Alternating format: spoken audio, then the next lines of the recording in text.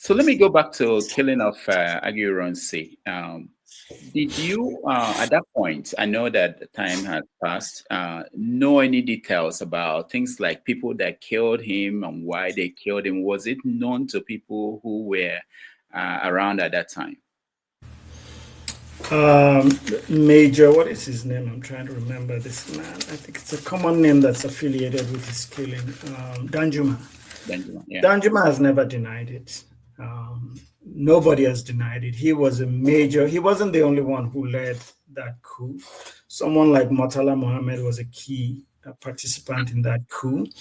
I don't know what General Gowon's role was, but for General Gowon to be accepted by the coup plotters and eventually made head of state, he must have at least given them his loyalty. Coup plotters are not going to put people who they don't trust into power after they succeed in their coups. But I would say Danjuma was, as far as going to State House and taking him out of State House, it was Danjuma.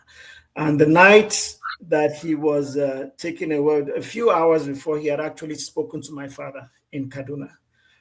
Because at this point, there was chaos, turbulence. He had lost his command. My father was trying to escape from Kaduna, but they had one more phone call. And in the phone call, it didn't achieve anything. Ironsi just called to tell him, hey, there are problems. And my father felt like telling him, I told you so. But of course, my father wouldn't do that. So Danjuma has not denied it. Nobody has denied it. So when it comes to the direct killing of Ironsi, he was among the group that went to State House. He was probably the highest ranking officer. So he needs to be held responsible for that.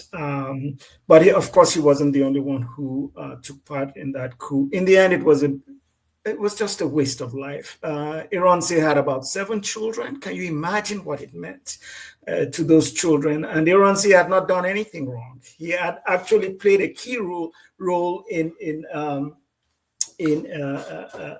ensuring that the first coup was not a success. Okay, he played a key role, and all the people who were involved in that coup were in detention at the time.